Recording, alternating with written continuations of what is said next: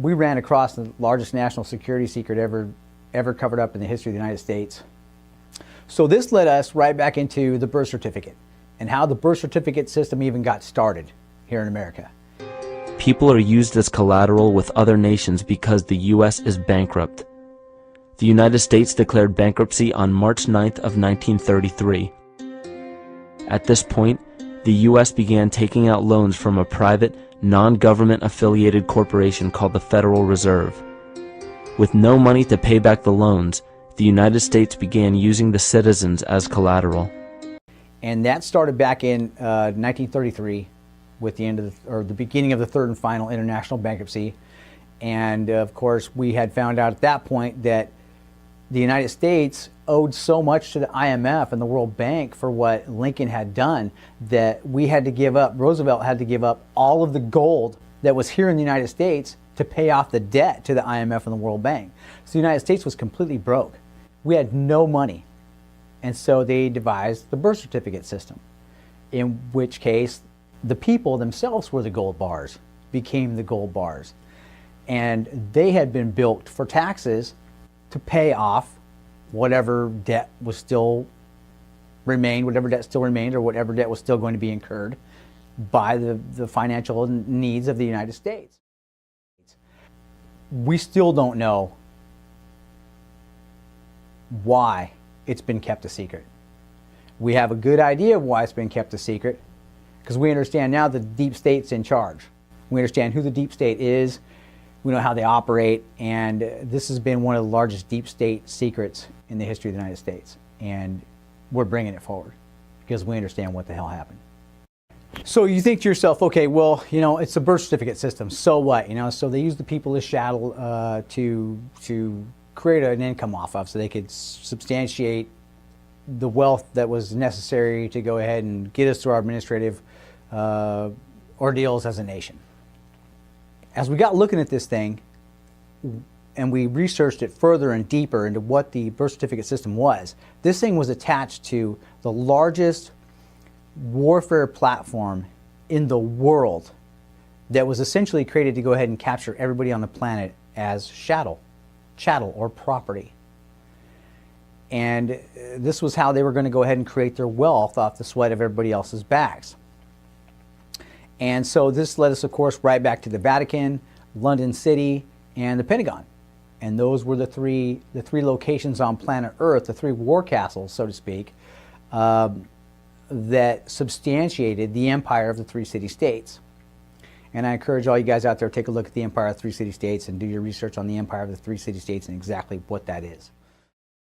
This led us down several rabbit holes. And one of the rabbit holes that it led us down was we had to start, first we had to go all the way back to the beginning of U.S. history or American history to figure out what in the world was going on there, because this goes back that far. So we went all the way back to the start of the 13 colonies and the original bankruptcy of the United States. And that's really what this all stems from, is the bankruptcy of the United States, the first bankruptcy.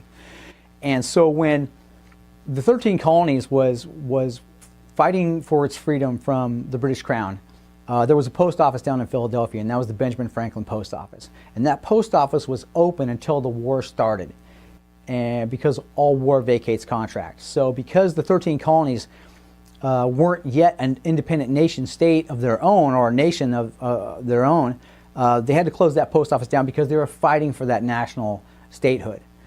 And after the American Revolution, that post office couldn't be opened back up because it was in a state of bankruptcy. It owed 1.6 million francs to the French for funding the American Revolution. So at that point, Spain and France argued over who was going to put the Postmaster General position here in the colonies to open it up to commerce. And why is that important? Why was that so important? Well, when we take a look at it, Spain argued that they had found America first, that Christopher Columbus had found America first, and so they had rights to it. France argued that without loaning America the 1.6 million francs, America wouldn't even be open for capture. But the King of Great Britain, or Great Britain still being the reigning monarch in the world, told Spain and France, I'm still the reigning monarch in the world, and I'm going to put my post office in up there. Those are my people.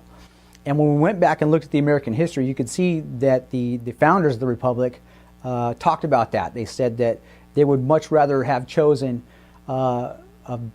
Great Britain as opposed to Spain or France, because they were used to Great Britain's wiles. They understood how that monarch operated. And so they decided that it was best to just continue working with him, because they knew how he operated, and they knew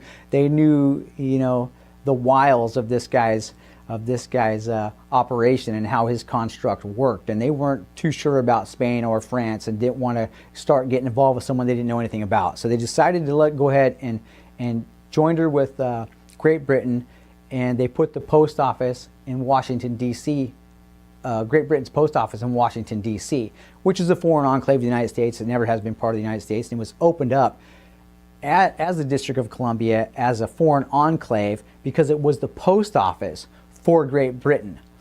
So what that means is that the King of Great Britain placing his post office here opened up commerce to the rest of the world because he was the reigning monarch. So if the rest of the monarchs or dictators wanted to come into this country and rape and pillage it for its goods, they would have to go through him and his post office. So everything that was shipped in and out of this country, all commerce, he got a piece of through that post office. So that was the first bankruptcy, was Benjamin Franklin borrowed 1.6 million francs from the French. The second bankruptcy started when Abraham Lincoln borrowed the money from the IMF and the World Bank. Now, before I get into that, I want to say this. So the Founding Fathers had a pact, and that was that an accord, a gentleman's agreement between themselves, and that was that they were to never borrow any money from the IMF and the World Bank. And that is because the IMF and the World Banks owe no allegiance to any one particular monarch. And so they decided, the agreement was that they would only borrow money from other monarchs, because the monarchs were only as powerful as their armies. And if they stayed in contract with two monarchs at the same time, if one monarch ever decided to try and invade the colonies, they would have to concur with the other monarch first before they could invade, so they didn't mess up something that other monarch had going on. So it gave the colonies time to react and get a plan in place to go ahead and move forward and try to figure out how to get themselves out of whatever debacle they might have found themselves in.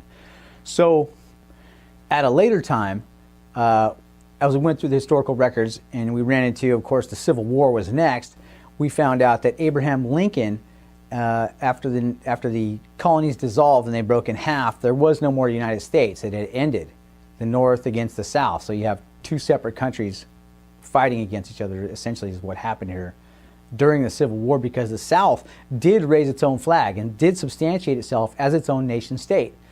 Abraham Lincoln, we found, violated the pact. He was the president that went ahead and borrowed money from the IMF and the World Bank, thereby violating the gentleman's agreement or the accord that the Founding Fathers had to never do that. And when he did, he initiated the beginning of the second international bankruptcy. That led us down into, of course, 1933 to the beginning of the third and final international bankruptcy, and also the Great Depression, the stock market crash of 1929.